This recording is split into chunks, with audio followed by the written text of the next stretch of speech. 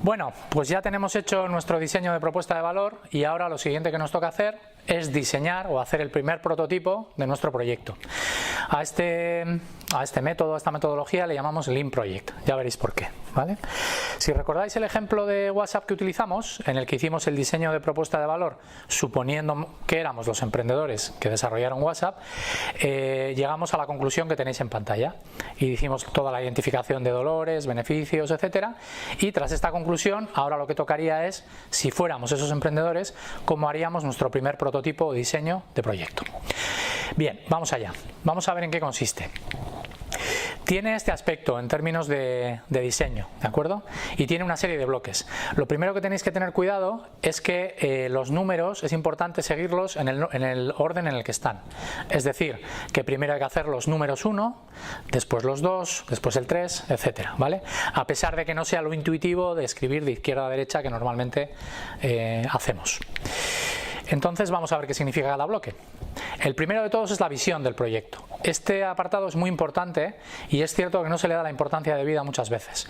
¿Qué es la visión del proyecto con V? La visión del proyecto es dónde idealmente va a estar vuestro proyecto una vez que consigáis el éxito que perseguís.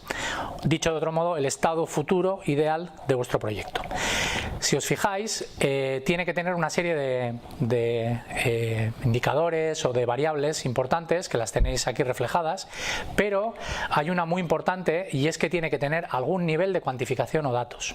Es bastante habitual encontrar visiones de organizaciones, de proyectos que no tienen datos. Es impensable decir que estás desarrollando una visión si no le pones datos y un horizonte temporal. Es decir, tienes que decir que en X tiempo vas a estar en X sitio, en X estado, vas a haber conseguido algo, etcétera. Y por eso colocamos a la visión y a los KPIs, a los indicadores clave de desempeño, con el mismo número, porque tenéis que construirlos a la vez, la visión con los KPIs. Vamos a continuar. Lo siguiente, que raro, ya sabéis de memoria esto, lo más importante que tiene cualquier proyecto y que además lo sentimos, pero es que es importante, lo vamos a repetir más de una vez, es el dolor o el problema que resuelves de tus clientes. Por lo tanto, este es el apartado 2, porque es lo siguiente relevante que tenéis que dejar cubierto. Si recordáis, en nuestro ejemplo de WhatsApp, simplificado, era el coste del SMS, es el gran dolor que consiguió resolver WhatsApp a sus clientes. Lo siguiente, que es raro también, la propuesta de valor, que viene del diseño que hicisteis en su momento, ¿de acuerdo?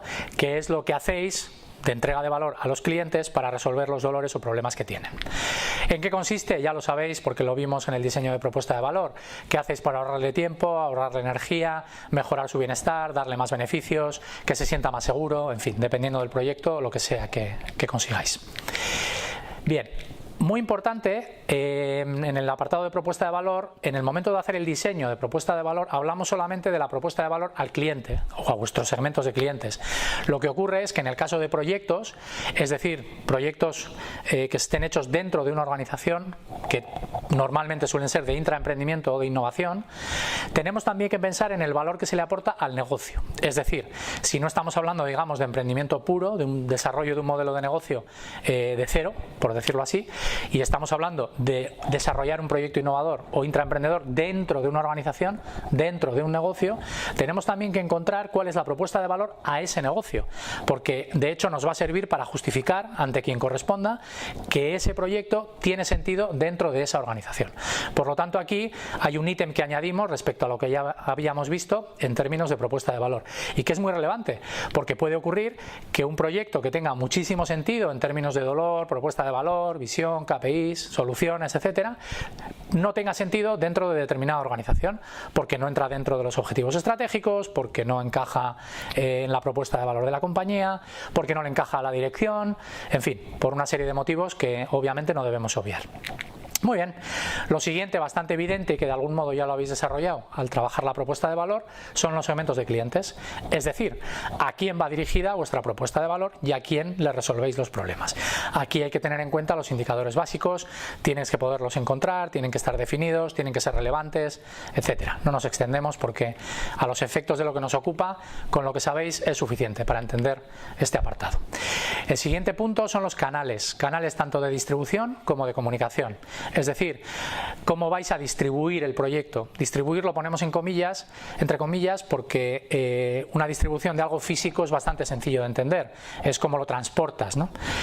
A veces, si es un servicio, lo de distribución puede parecernos un poco más raro, pero en todo caso toda propuesta de valor se termina distribuyendo de algún modo. Y lo mismo comunicándose. ¿Cómo se va a comunicar? ¿Qué tipo de canales de comunicación vais a utilizar? Aquí las soluciones o las formas de hacerlo son variopintas y sobre todo dependiendo de que sean proyectos que se hagan dentro de una organización o fuera. Bien, el siguiente apartado, estar atentos a él porque es muy sencillo, pero a veces nos complicamos. Le llamamos posibles soluciones. Posibles soluciones, las posibles soluciones vienen del diseño de propuesta de valor que hicimos. ¿Y por qué les llamamos posibles soluciones?